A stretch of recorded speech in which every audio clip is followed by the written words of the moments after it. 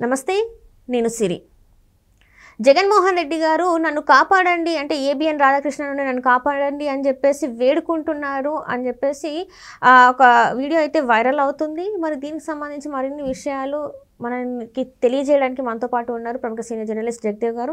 నమస్కారం సార్. నమస్తే sir. ABN Radhakrishna గారి నుంచి నన్ను కాపాడండి అంటూ జగన్మోహన్ రెడ్డి గారు తనని వేడుకున్నారు అని చెప్పేసి బీజేపీ నేత సుబ్రహ్మణ్య స్వామి గారు చెప్పారని ఒక వార్త అయితే సోషల్ మీడియాలో చక్కర్లు కొడుతుంది. ఇందులో ఎంతవరకు వాస్తవం ఉంది, అసలు దీన్ని ఎలా చూడాలంటారు? పర్టికులర్గా ఏబిఎన్ రాధాకృష్ణ గారి పేరు మెన్షన్ చేశారో నాకు ఐడియా లేదు, కానీ తన మీద జరుగుతున్న ఈ ట్రోల్స్, ఈ మీడియా చేస్తున్న వ్యాఖ్యల నుంచి నన్ను కాపాడండి అన్నట్టుగా ఆయనకి పోస్ట్ చేసినట్టుగా సుబ్రహ్మణ్య స్వామి గారు చెప్పారు. సుబ్రహ్మణ్య స్వామి అంటే ఒక ఎట్లా నిజంగా చెప్పాలంటే బీజేపీ అమ్ముల పొదిలో ఒక అస్త్రం. ఎటువంటి హైందవ ధర్మం గురించి కానీ, సనాతన ధర్మం గురించి కానీ, భారతీయ చరిత్ర గురించి కానీ, ఎన్ని స్టేజ్ మీద ఎన్ని రకాల స్టేజెస్లో పాడ్కాస్ట్ ఇంటర్వ్యూస్ పెట్టినా, ఫేస్ టు ఫేస్ డిస్కషన్స్ పెట్టినా, గ్రూప్ డిస్కషన్స్ పెట్టినా, ఈవెన్ అసదుద్దీన్ ఓవైసీ లాంటి వాళ్ళతో కూడా స్టేజ్ మీద మాట్లాడినప్పుడు ఇటువంటి వాళ్ళతో మాట్లాడాలంటే కాస్త టెన్షన్ పడతారు. అది నేను చాలా లైవ్ డిస్కషన్స్లో కూడా నేను చూశాను. అంతటి పవర్ఫుల్ స్పోక్స్ పర్సన్ మన సుబ్రహ్మణ్య స్వామి గారు. ఏదైనా ఖరాఖండీగా ఎట్లా ఎంత మాట్లాడాలో అంత, బట్ మేబీ అండ్ లాయర్ కూడా కాబట్టి చాలా ప్రతి పాయింట్ ఎంత వ్యాలిడ్గా, ఎంత లాజికల్గా మాట్లాడతాడంటే సింపుల్ కట్టే కొట్టే తెచ్చే అన్నట్టుగా క్వశ్చన్ వేస్తాడు, కానీ దానికి సమాధానం చెప్పడానికి చచ్చిపోతాడు ఎదుటివాడు, గింజుకుని చస్తాడు. సో అట్లా ఉంటుంది. అటువంటి వ్యక్తి ఇప్పుడు ఆ వైరల్ అవుతున్న పోస్ట్ చూస్తే Jaganmohan Reddy who knew him, నేను ఎలాగైతే తెలుసో వాళ్ళ ఫాదర్ నాకు తెలుసు, నేను వాళ్ళ ఫాదర్ తెలుసు, ఆ విధంగా ఆయనకు నాకు తెలుసు. ఆయనకు ఒకనొక టైంలో ఒక మెసేజ్ పెట్టాడు, ఈ ట్రోల్స్ మీడియా ఇవన్నీ కూడా భయంకరంగా ఇది చేస్తున్నాయి, నన్ను కొద్దిగా సేవ్ చేయండి అన్నట్టుగా. మేబీ ఈ బీజేపీ పెద్దలకి చెప్తారని ఉద్దేశమో, లేదంటే ఆయన ఏదో సలహా ఇస్తాడో ఉద్దేశమో, ఆయన తరపున ఈయన వాదిస్తాడో సపోర్ట్గా ఉంటాడో ఉద్దేశంతో పెట్టాడంట.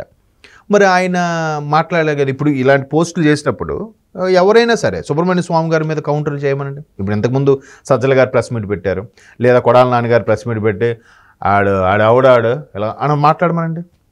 ఆడాడు ఢిల్లీలో ఉంటాడు, ఓ ముసలివాడు మాట్లాడాడు అని కూడా మాట్లాడవచ్చు కదా. ఇప్పుడు మాట్లాడమనండి, ఆయన మీద మాట్లాడగలరు ఎవరైనా?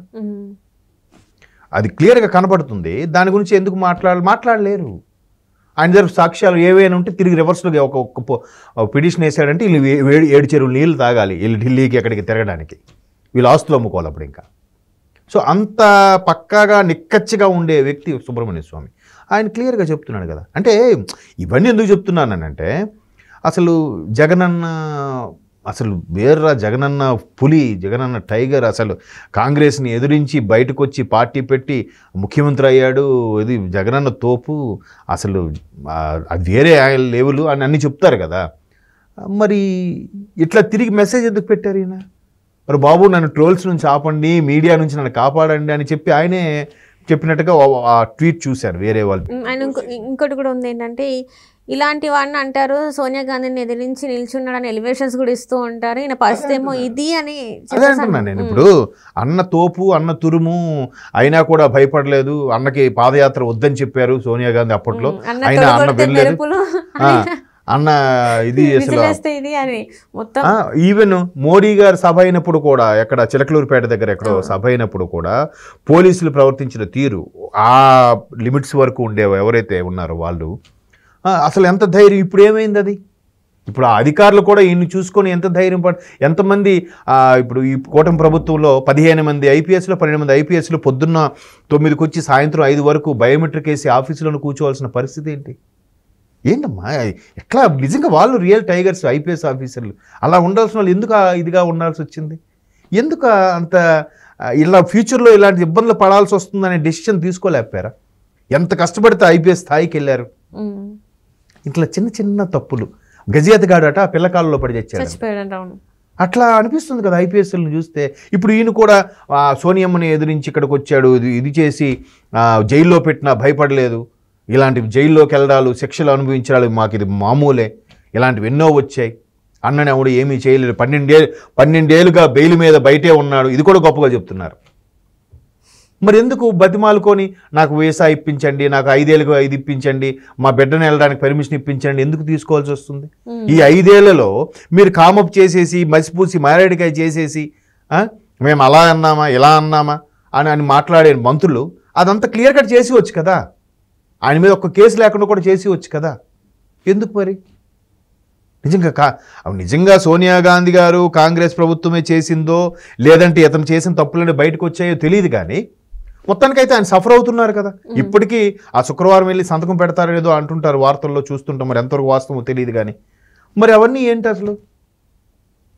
అంటే సుబ్రహ్మణ్య స్వామి గారు ఇలా స్టేట్మెంట్ ఇచ్చిన తర్వాత ఈ లడ్డు వ్యవహారం కానీ మరే ఇతర వ్యవహారాలు కానీ బీజేపీతో కలిసేటప్పుడు 4 గోడల మధ్యన వీళ్ళు ఎంత అటెన్షన్లో ఉన్నారో ఏ స్థాయిలో ఉంటారో అనేది తెలియదు. ఇంకా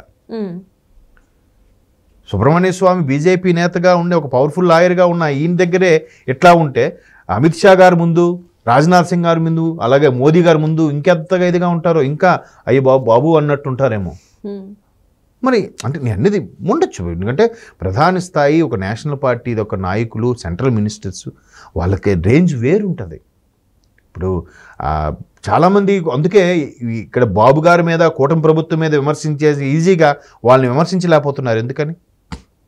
చేయొచ్చు కదా, మీరు కూడా విమర్శించి ఇది చేయొచ్చు కదా, ఎందుకు చేయలేరు? అక్కడ పెట్టుకుంటే అసలు కవిత గారు ఏందమ్మా, కవిత గారు స్కామ్ చేశారు, నిరూపణ అయ్యిందో, ఆరోపణలు వచ్చారో, ఇంకా ఆవిడ బెయిల్ మీద బయటకు వచ్చారు 3 నెలల తర్వాత, 3 నెలలు 4 నెలల తర్వాత కదా. ఒక మహిళ అంత ఇబ్బంది పడితే మీవన్నీ బయటకు వస్తే మీ పరిస్థితి ఏంటి? ఒకసారి ఆలోచించండి. అక్కడ నిజంగా ఈ వింటున్న స్కాములు బట్టి చూస్తే కవిత గారు చేసింది చేమ తలకాయ అంతేనేమో నా అభిప్రాయం. బట్ అది ఎక్కువే, 100 కోట్ల స్కాము అన్నట్టు కూడా వార్తల్లో వచ్చింది. వీళ్ళు చూస్తే ఇంకా ఏనుగు స్థాయిలో ఉంటాయేమో.